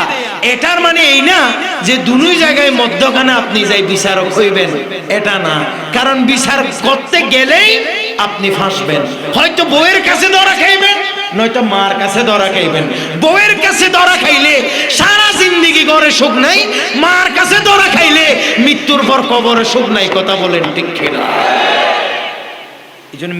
এই জন্য বিয়ের পর অনেক কঠিন অবস্থা। ফেসবুকে একটা গ্রুপের নাম দেখলাম, আপনি কি বিবাহিত না জীবিত? বলেন আপনি কি বিবাহিত নাকি জীবিত? এটা গ্রুপের নাম দিচ্ছে। তার মানে এরা মনে করতেছে যেটা যে বিয়ে করছে হ্যাঁ মরছে, কথা কেন? হ্যাঁ কি মরছে? আজ যে বিয়ে করে নাই হ্যাঁ এখনো জীবিত আছে। কথা কি বুঝছেন? এই জন্য মনে রাখবেন যে বিয়ের পরে মাকে এবং বউকে, বলেন না মাকে এবং বউকে, দুইজনকে সঠিকভাবে সুন্দরভাবে রাখা এটা অনেক কঠিন। আর আমার মাইকের আওয়াজ যতটুক যাচ্ছে, এখানে যদি কোনো পুত্রবধূরা শুনেন, এখানে যদি কোনো মহিলারা শুনেন, ঘরের বউয়েরা শুনেন, আমি আপনাদেরকে বলবো, দেখেন আপনি যখন বিয়ের আগে ঘরে ছিলেন আপনার নিশ্চয়ই মার সাথেও ঝগড়াঝাটি হয়েছে, বলেন না ঠিক নেবে ঠিক? তো মার সাথে ঝগড়াঝাটি হই আপনি কি করছেন? একটু তত্তরাইছেন, মত্তরাইছেন, বাসন কোটারা ফেলে দিছেন, অথবা দুই চারটা গ্লাস ভাঙছেন, এর চেয়ে আর বেশি কিছু করেন নাই, ঘর সারি ফালান নাই। তো এখনো শ্বশুর বাড়িতে যখন আসছেন, শাশুড়ি এটা আপনার মা, তিনার সাথে এরকম হতে পারে। তো কাজে হয়েছে যখন দুই চারটা গ্লাস ভাঙে আবার ঠিক হয়ে যায়, বলেন না ঠিক নেবে ঠিক? আবার দেখিয়েন রশি নিয়ে ফ্যানের সাথে টাঙ্গাই দিবেন, এটা করে লাভ নাই। এটা করে যদি লাভ হইতো তাহলে তো দুনিয়ার সব মানুষ আত্মহত্যা করি মরি যেত, এত ডাক্তার খরচ দেয়া লাগতো, বলেন না ঠিক কিনা? তো মানুষ ডাক্তার খরচ কেন দেয়? কারণ কেউ যদি আত্মহত্যা করে মারা যায় তার জন্য জান্নাত হারাম, জাহান্নাম ওয়াজিব। একটু জোরে বলুন না নাউজুবিল্লাহ। তো আমাদের যারা স্ত্রীরা, ঘরের মহিলারা শুনছেন, আপনাদেরকে বলবো, শাশুড়ির সাথে টুকটাক গড়মড় হইলে, যা যা মিলে হইলে, এগুলো একটু মানে টানে নিয়ে, বলে না মেনে নেওয়া দরকার আছে কি নাই? মেনে নিন যে বুড়া মানুষ করছে, কয়দিন বাঁচবে, মরে যাবে, মরে গেলে তো এগুলো আমাদের সংসার, আমাদের। আর একটা মনে রাখবেন, আপনি যেহেতু পুত্রবধূ, মেয়েরা সহজে মরে না, কাজেই এগুলো আপনি অসুবিধা নেই, আপনি অনেকদিন বাঁচবেন, বলে না ঠিক নেবে ঠিক? উষ্টাকাই মূল্য ফুলারা মরে, স্ট্রোক করে মূল্য ফুলারা মরে, গাড়িতে ধাক্কা গাই মূল্য ফুলারা মরে, এত সহজে কি মেয়ে মরে নাকি? তো কি জন্য ঝগড়াঝাটি করতেছেন? আপনি অনেকদিন বাঁচবেন, কোন রকম কষ্ট বিষ্ট করে শাশুড়ি মরে গেলে তো আপনি অনেকদিন বাঁচতেছেন, ঠিক নেবে ঠিক? আর আরেকটা জিনিস মনে রাখবেন, যারা শাশুড়ি আছে আপনাদেরকেও বলবো, বউদের সাথে সুন্দর ব্যবহার করতে হবে, ঠিক নেবে ঠিক? অনেক শাশুড়ি আছে পুত্র বউকে বউ মনে করে না, এটার মনে করে যে ঘরে বান্ধি এনছে, কুলি মজুর দড়ি নিয়ে আসছে নামাতে, ঠিক নেবে ঠিক? এরকম কিছু আছে না নাই? এটা হচ্ছে বদকাচ্যতের মহিলা, খবরদার এটা কোনোদিন মনে করবেন না। এটা আপনার মেয়ে বলে মনে করবেন। আপনার মেয়েটাকে আপনি বিয়ে দিছেন, সেখানে আপনি কোন পরিস্থিতিতে রাখতে চান? আপনার নিশ্চয় আপনি চান যে আপনার মেয়েটা ভালো থাকুক। তা আপনার ঘরে যখন আরেকজনের মেয়ে আসছে, সেটাকে আপনি চেষ্টা করেন না ভালো রাখার জন্য, তাহলে দুনিয়া আখিরাত উভয় জগতে কল্যাণ পাবেন, ঘরের মধ্যে শান্তি পাবেন, আপনার ছেলেটা আরামসে ঘুমাইতে পারবে। কথা বলেন ঠিক কিনা? প্রিয় ভাইরা আমার, কথা ছিল আমার নবী করিম সাল্লাল্লাহু তাআলা আলাইহি ওয়াসাল্লাম বলেছেন, বলে মায়ের সাথে সুন্দর ব্যবহার করো। একটু জোরে বলেন না সুবহানাল্লাহ। আমার নবী হাদিসে বারবার বলেছেন, কোরআনে অনেক জায়গায় এসেছে। তার মানে এক কথাই ভাই, মার সাথে ভালো ব্যবহার দরকার আছে না নাই? বাবার সাথে ভালো ব্যবহার দরকার আছে না নাই? আচ্ছা, আমাদের দেশে যারা হজ করে সবাই বলেন কি করে? এই হজ কবুল হয়েছে কেউ গ্যারান্টি দিয়ে বলতে পারবে? এমনি নামের আগে আলহাজ লেখছে, হাজি সাহেব লেখছে। আবার অনেক মানুষকে আমি এমন দেখছি, নামের আগে আলহাজ হাজি সাহেব না লেখার কারণে স্মৃতি গেছে। বলে না ঠিক না বেটে? হ্যাঁ, করোনার পর হজ করছি, সবচেয়ে দামি হাজি আমি, 7 লাখ টাকা খরচ হয়েছে, একটা আমার নামের আগে হাজি লিখলো না কেন? কথা কোন না ঠিক কিনা বলেন? আমরা যে হজ করি এটা কার জন্য? জোরে বলতে হবে, কার? হজ এটা আল্লাহর জন্য। কবুল হবে এটার কোনো গ্যারান্টি?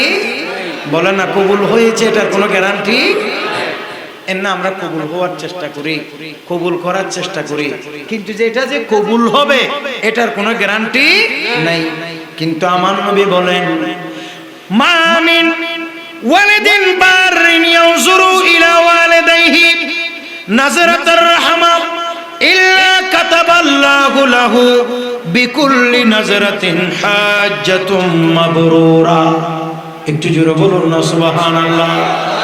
আমার নবী বলেন, উম্মত, এমন একটা হজ দুনিয়াতে বলে দিচ্ছে আমার নবী, যেটা খরচ, যেটা করার জন্য কোনো লক্ষ লক্ষ টাকার দরকার হয় না, যে হজ সম্পাদনের জন্য হাজার হাজার টাকার বাজেট করতে হয় না। কিন্তু আমার নবী বলেন, এই হজ কোন বান্দা যদি চায় ঘরের মধ্যে দিনে 100 বারও আদায় করতে পারে। কথা কি বুঝতেছেন আপনারা? হজ করতেছে 7 লাখ টাকা, 5 লাখ টাকা, 6 লাখ টাকা দিয়ে, এটা যে কবুল হবে তার কোনো গ্যারান্টি আছে? জোরে বলেন না ভাই, আছে? কিন্তু আমার নবী বলে, কোন ছেলে যদি নিজের মায়ের চেহারার দিকে তাকায় রহমতের দৃষ্টিতে, দয়ার দৃষ্টিতে, এই মাটাই আমাকে জন্ম দিছে, এই দুঃখিনী মাটাই আমার জন্য কষ্ট করেছে, হায়রে এই মাটা আমাকে লালন পালন করেছে, হায়রে এই মাকে ছোটবেলায় কত কষ্ট দিয়েছি, চাইলে তো আমাকে গলা টিপে হত্যা করতে পারত। বলেন না ঠিক না বেটে? এটাকে বলা হয় রহমতের দৃষ্টি। এসব ভালো চিন্তা করে মা চেহারার দিকে যেই ছেলে তাকাইছে, আমার নবী বলেন, সে যতবার তাকাইছে বিকুল্লি নাজরাতিন হাজ্জাতুম মাবরুরা, প্রত্যেক তাকানির মধ্যে তার আমলনামায় এক একটা মকবুল হজের সওয়াব লিখে দেওয়া হয়েছে। মকবুল হজ মানে যেটা কবুল হয়েছে, সন্দেহ নেই, এরকম একটা হজের সওয়াব লিপিবদ্ধ করে দেওয়া হয়েছে। সাহাবায়ে কেরাম জিজ্ঞেস করছেন, ক্বালু ওয়া ইন নাযারা কুল্লা ইয়াউমিন মিআতা মাররা, ইয়া রাসূলুল্লাহ, ইয়া হাবিবাল্লাহ, কেউ যদি নিজের মায়ের চেহারার দিকে দৈনিক 100 বার তাকাইলে কি হবে? সুবহানাল্লাহ বলেন। আমার নবী বলেন, ক্বালা নাম, আল্লাহু আকবার ওয়া আতিব। বলে, হে আমার সাহাবীরা, মনে রাখবা, আল্লাহ হলেন মহান, আল্লাহ হলেন শ্রেষ্ঠ। তার মানে আল্লাহ যদি চায় 100 বার নয়, তার চাইতে বেশি বার তাকাইলেও তার আমল নামায় তার চাইতে বেশি হজের সওয়াব লিপিবদ্ধ করে দেবে। কাজেই আমাদের উচিত হচ্ছে মার সাথে সুন্দর ব্যবহার করা, বাবার সাথে সুন্দর ব্যবহার করা, কিন্তু আমরা অনেক মানুষ সেটা বুঝি না। কথা বলে ঠিক কিনা? বাবা মার সাথে আমাদের সুন্দর ব্যবহার করা দরকার আছে না নাই? আরো জোরে বলতে হবে, আছে না নাই? আচ্ছা বলে দেবো, এতলা বলতেছে না, এরা আমার ভুলে গেছে মশালা, বুঝছি। আল্লাহ আমাদেরকে কবুল করে। আর একটু জোরে শুনে, এই যে আমার নবী বলতেছে, কেউ যদি মায়ের চেহারার দিকে 100 বার তাকাইলে তার আমল নামায় কয় কত, মানে কয়টা হজের সওয়াব? 100টা। শুধু হজ না, কবুল হয়েছে এইরকম হজের সওয়াব। একটু জোরে বলুন না সুবহানাল্লাহ। আচ্ছা, এই যে সুবহানাল্লাহ বললেন, এটার সওয়াব কত জানেন? একদম ছোট বাক্য সুবহানাল্লাহ ওয়া আলহামদুলিল্লাহ। সেটা আমার নবীর এক হাদিসে আসছে, নবী সাল্লাল্লাহু আলাইহি ওয়াসাল্লাম বলছেন, বলে আমার যে উম্মত একবার আলহামদুলিল্লাহ অথবা সুবহানাল্লাহ বলেছে, তামলাউল মিজান, বলে তাকে আল্লাহর কুদরতের পাল্লায়, মিজানের পাল্লায় এক পাল্লা সওয়াব তার আমলনামায় লিপিবদ্ধ করে দেবে। এজন্য সুবহানাল্লাহ বলবে। অপর হাদিসে আসছে, বলে বাইনাস সামাওয়াতি ওয়াল আরদ, যেই ব্যক্তি একবার সুবহানাল্লাহ বলেছে অথবা আলহামদুলিল্লাহ বলেছে, আমার নবী বলে তার আমলনামায় আসমান এবং জমিনে মধ্যখানে যেই বিরাট ডিসটেন্স, যেই বিরাট ফাঁক রয়েছে, এইরকম এক বাস এক পাহাড় সওয়াব তার আমলনামায় লিপিবদ্ধ করে দেবে। জোরে বলেন সুবহানাল্লাহ। এই জন্য মসজিদে গেলে, আগামীকাল জুমাবার, সবাই বলেন আগামীকাল কি বার? জুমাবার। মসজিদে গেলে খতিব সাহেব বলার সাথে সাথে সুবহানাল্লাহ বড় করে বলবেন। জীবনে কোনো আমল করতে না পারলেও একবার সুবহানাল্লাহ বলা এটা অনেক কিছু, একবার আলহামদুলিল্লাহ বলা এটা অনেক কিছু। একবার বলা যদি অনেক কিছু হয়, 2 বার বলা কেমন হবে, 3 বার বলা কেমন হবে, 4 বার বলাটা কেমন হবে? কাজেই আমি আপনাদেরকে অত্যন্ত বিনয়ের সাথে বলি, আজকের এই মাহফিল, এখানে সব ওয়াজ আমাদের মনে থাকবে না। এই 2-4টা যে কথাগুলো বলতেছি, এগুলো মনে রাখি, আমল করেন। ওয়াজে আসা সার্থক, ওয়াজে বসা সার্থক, ওয়াজ শোনা সার্থক, ওয়াজের আয়োজন করা সার্থক। আল্লাহ তাআলা আমাদেরকে বুঝার তৌফিক দান করুন। আচ্ছা, আপনারা আচ্ছা, আমি শেষ করি। আচ্ছা, একটু দুরূদ পড়ুন। সালাতুন ইয়া রাসূলুল্লাহ আলাইকুম, নসীমা যা নিভে বতিগা গুজর খুন, জিয়া আলম মুস্তাফারা খবর কোন। সালাতুন ইয়া,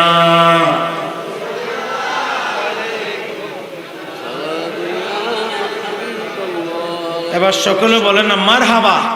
তাহলে আমি আপনাদেরকে বললাম, মা দোয়া করলে সাথে সাথে কবুল করেন কে? আল্লাহ। কিন্তু একটা জিনিস জানেন, বদদোয়া করলেও কবুল। বলেন না, বদদোয়া করলেও। এমনকি কোনো কারণে যদি মা ভুলেও বদদোয়া করে ফেলে, অনেক সময় দেখা যায় যে ওই বদদোয়াও আল্লাহর দরবারে কি হয়ে যায়? এই জন্য কোনোদিন মার নজর থেকে, বাবার নজর থেকে দূরে থাকবে। আবার শুধু মার কথা বলতেছি বলি বাবার কোনো ক্ষমতা নাই এটা না। একই হাদিসে বাবার কথাও আছে। বাবা মা উভয় দোয়া করলেও কবুল, বদদোয়া করলেও কবুল। কথা বলেন ঠিক ঠিক? সেই বুখারীতে একটা হাদিস আছে, তৎকালীন বনি ইসরায়েলের জামানায় এক বুজুর্গ, তার নাম ছিল জুরাইস। বলেন না তার নাম কিতা? আমি আপনার মনোযোগ পাচ্ছি না, বলেন তার নাম ছিল কি? জুরাইস। হযরত জুরাইস তিনি আল্লাহর অনেক বড় ইবাদত গুজার এক বান্দা ছিলেন। তো তিনি আল্লাহর ইবাদত করতেছে। বলেন না কি করতেছে? তো ইবাদত করতে করতে হঠাৎ করে তার মা ডাকতেছে, ইয়া জুরাইস, ইয়া জুরাইস, ইয়া জুরাইস। তার মা তাকে ডাকছে আর ডাকছে। এই জুরাইস মায়ের ডাক শুনছে, কিন্তু তিনি নামাজে থাকার কারণে মায়ের ডাকে সাড়া দিতে পারে। এখন মা মা তো জানে না যে সে নামাজ পড়তেছে। মা আল্লাহর কাছে বিচার দিয়ে দিছে, দোয়া করে দিছে, অভিশাপ দিয়ে দিছে, আয় আল্লাহ তুমি আমার এই ছেলে আমার ডাকে যে সাড়া দিতেছে না, আল্লাহ তুমি তাকে বেশ্যা নারী দ্বারা বেইজ্জত না করাই মৃত্যু করিও না। একটু জোরে বলো না নাউজুবিল্লাহ। কোন নারী? বেশ্যা নারী বড় খারাপ জিনিস। এটা যারে পাইছে তারে শেষ করছে। এই জন্য বেশ্যা নারী, খারাপ নারী, নারীবাজি এসব থেকে দূরত্ব বজায় রাখবেন। যেই পুরুষ যত এসব থেকে নিজেকে আড়াল করতে পেরেছে, দূরত্ব বজায় রাখতে পারছে, সেই পুরুষের জীবন তত বেশি সুন্দর হয়েছে। আর যে যত বেশি এরকম নারীবাজিতে আসক্ত হয়ে গেছে, তার জীবন ততটা ধ্বংসের অতল গহ্বরে নিমজ্জিত হয়ে গেছে। কথা বলেন ঠিক ঠিক? এই জন্য আমার নবী বলেন, আমার উম্মতের জন্য সবচেয়ে ভয়ঙ্কর ফিতনা এই নারীবাজি। এই জন্য নারী ফিতনা অনেক বড় কঠিন ফিতনা। আমার নবী সব থেকে আমাদেরকে দূরত্ব বজায় থাকতে বলেছেন। আল্লাহ যেন আমাদেরকে বোঝার তৌফিক দান করেন। আরেকটু জোরে বলতে হবে। হযরত জুরাইজকে ডেকেছেন মা, একে একে কয়েকবার ডাকার পরে সন্তানের কোনো জবাব নাই। তো সন্তানের জবাব না পেয়ে ছেলের জন্য মা কি করে দিছে? বদদুয়া। বলেন না কি দোয়া? এই কথা বলে শেষ। বলেন কি দোয়া করে দিছে? আচ্ছা, এখন হযরত জুরাইজ আরেকদিন নামাজ পড়তেছে, হঠাৎ করে দরজায় এক বেশ্যা নারী এসে হাউ মাউ করে চিল্লা আরম্ভ করছে, হায় হায় হায়, এলাকাবাসী তোমরা আসো, তোমরা আসো। সবাই উপস্থিত হয়েছে। বলে কি হয়েছে? বলে এই ঘরে যে জুরাইজ ইবাদত করতেছে, তোমরা এই লোকটাকে ভালো মনে করতেছো, কিন্তু এ লোক হিসাবে ভালো না। এ আমার সাথে অবৈধ কাজ করে আমার গর্ভের মধ্যে যেই সন্তান আসছে, এটা এই মানে জুরাইজের ছেলে। একটু জোরে বলুন না নাউজুবিল্লাহ। আচ্ছা, মানুষ যদি এরকম কোন খোঁজ খবর শুনে কুরমা পাইছে মতো করে, ঠিক না বেটি? মানে খারাপ খবর এত দ্রুত ছড়ায়, খারাপ খবরের প্রভাব এত মারাত্মক, সেটা আমি আতর এবং কেরোসিন দিয়ে উদাহরণ দিতে পারি। আতর এবং কেরোসিন, ওমা এত দামি দামি আতর আমরা ডলি, ৫,০০০-৬,০০০ টাকা দামের এই সামান্য আতর, এটা ডলার পরেও দেখা যায় যে ২ ঘন্টাও খুশবো থাকে না। কিন্তু এই ১ টাকা দামের যদি একটু কেরোসিন নেন, সামান্য কেরোসিন ১ ফুটা যদি কোনো বিরাট এক বিরানির ইয়ার মধ্যে দিয়ে দেন, শুধু ১ ফুটা দিলে এটার গ্রানে ওই বিরানি আর খাওয়ার কোনো সুযোগ থাকবে না। কথা বলেন ঠিক কি না? খারাপ জিনিসের প্রভাব বেশি, কিন্তু ভালো জিনিসের রোশনি কম। এটা একটা আল্লাহ পাক সুবহানাহু ওয়া তাআলার একটা বিশেষ হিকমত। আর মানুষও এইরকম আজে বাজে খবর যা পাইছে এগুলি আর ভালো মন্দ যাচাই করে না, সাথে সাথে ফেসবুকে পোস্ট দিয়ে দিবে। বলে না ঠিক না বেটি? বলে দিবে অমুক হুজুরের বলে তমুক জায়গায় পাইছে। আসলে কি পাইছে না পাইছে, এটা কি দুশ্মনী করতেছে না আসল ঘটনা, এটা তো নিজেও জানে না। ও নিজে না জানি আরেক মুনাফিকের কথা বিশ্বাস করে এক মুনাফিক শেয়ার দিতেছে, আরেক মুনাফিক পোস্ট লিখতেছে, আরেক মুনাফিক প্রকাশ করতেছে। একটু জোরে বলুন না নাউজুবিল্লাহ। সূরা হুজুরাতে আল্লাহ তাআলা এসবকে নিষেধ করেছেন। বলো খবরদার, কোন মৃত্যুক যখন কোন মুনাফিক যখন তোমাদেরকে কোন নিউজ দেয়, খবর দেয়, তোমরা এটা প্রকাশ করিও না, বিশ্বাস করিও না। আগে তোমরা সেটা কি করবা? যাচাই বাছাই করবা। এখন ওই এলাকার মানুষ সবাই আসছে, মহিলার কথা শুই না কেউ আর জাস্টিফাই করে নাই, সবাই ওই আল্লাহর ওলি জুরাইজের গড়টা ভাঙিয়ে দিছে, জুরাইজকে সেখান থেকে বের করে প্রচুর মারধর করছে। একটু জোরে বলবে না নাউজুবিল্লাহ। প্রচুর কি করছে? মারধর করছে। এই আল্লাহর ওলিটারকে মারছে। শেষ পর্যন্ত ওই মহিলা সন্তানটা হইছে এক বর্ণনায়, অপর বর্ণনায় সন্তান হই নাই। প্রিয় ভাইরা আমার, এক বর্ণনায় আছে হযরতে জুরাইজ বলে ওই মহিলার গর্ভে যেই সন্তান আছে সেই সন্তান আসলে আমার নয়। বলেন না, সেই সন্তান আসলে আমার নয়। সবাই বলতেছে তাহলে এই সন্তান কার? হযরতে জুরাইজ বলে এই সন্তান কার? সেটা আমি বলবো না, বরং ওই ছেলেটা দুনিয়াতে আগে আসতে দাও। দুনিয়াতে আসার পরে তোমরা ছোট্ট মাসুম বাচ্চাটাকে জিজ্ঞেস করবা, দুনিয়াতে আসার সাথে সাথে সে জবান খুলে তার বাবার পরিচয় দেবে। উচ্চ আওয়াজে বলুন সুবহানাল্লাহ, আল্লাহু আকবার।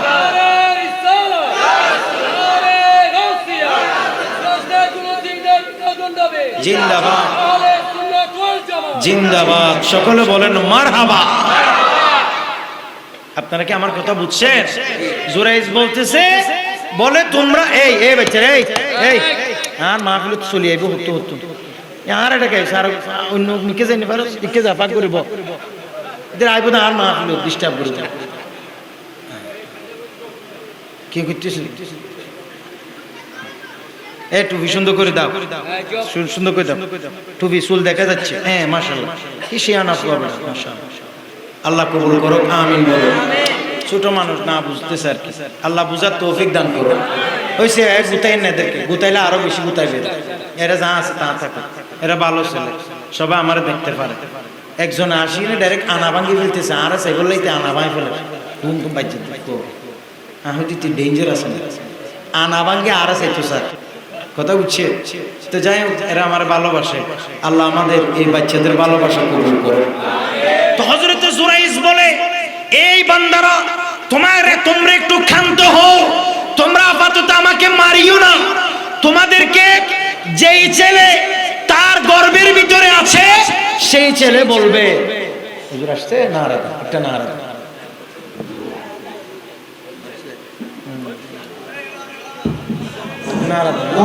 বাচ্চাটা জন্মগ্রহণ করেছে। কোন কোন বর্ণনায় আসছে তার বয়স মাত্র 3। এই 3 দিন বয়সের এই ছেলেকে হযরত জুরাইজ লাঠি দিয়ে বলে, এই বাচ্চা তুমি নিজেই বলো, তুমি কি আসলে আমার ছেলে নাকি অন্য কারো ছেলে?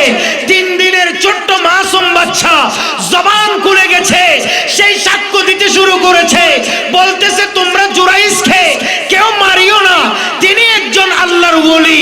আসলে আমি কোন জুরাইজের অবৈধ ছেলে নই, আমার মা একজন লম্পট মহিলা, আমি একজন রাখালের ছেলে। একটু জোরে বলুন সুবহানাল্লাহ। আল্লাহর ওলিকে এই ছোট বাচ্চা জবান খুলে আল্লাহর ওলির পবিত্রতার সাক্ষ্য দিয়েছেন। একটু জোরে বলুন না সুবহানাল্লাহ। এরকম অনেক ছোট বাচ্চা কথা বলেছে। তৎমধ্যে আরেকজন হযরতে ইউসুফ আলাইহিস সালাতু আসসালামের ব্যাপারেও ওই বিছানায় দুলনার ছোট্ট শিশু ইউসুফ যে জুলাইখা যা করতে চেয়েছিল, সেখানে যে ইউসুফ আলাইহিস সালাতু ওয়াসসালাম নির্দোষ ছিলেন, সেই কথা ওই ছোট্ট কুলের মাছ, ওই আপনার দুধের বাচ্চা যেটা আপনার ধুলনায় ছিল, সেই বাচ্চা সাক্ষ্য দিয়েছিল। ঠিক জুরাইজের ক্ষেত্রেও এই দুধের বাচ্চা সাক্ষ্য দিয়ে বলতেছে, এই আল্লাহর ওলি একেবারে নিরপরাধ, আমার মা দুষ্ট মানুষের টাকা খেয়ে আল্লাহর ওলির বদনাম রটাতে চেয়েছে, তোমরা এই আল্লাহর ওলিকে আর মারিও না, আল্লাহর ওলির কোনো দোষ নাই। একটু জোরে বলুন না সুবহানাল্লাহ। তো হযরত জুরাইজ বলতেছে, বলে আমরা আপনার ঘরটাকে স্বর্ণ দিয়ে প্রাচীর নির্মাণ করে দেব। জুরাইজ বলতেছে এগুলোর দরকার নাই। বলো যে তাহলে আমাদেরকে মাফ করে দেন। হতে তাও দরকার নাই।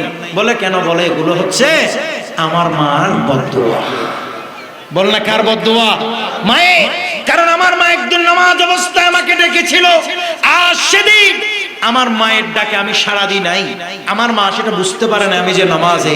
শেষ পর্যন্ত আমার মা বলেছে, আল্লাহ বেশ্যা নারীর ফাঁদে না ফেলাইয়া আমার ছেলের মৃত্যু দিও না। আমার মায়ের দোয়াটা আল্লাহর দরবারে কবুল হয়েছে, বিধায় আমি নিরপরাধ হওয়ার পরেও এই বেশ্যা নারীর কারণে আমি লাঞ্ছিত হয়েছি।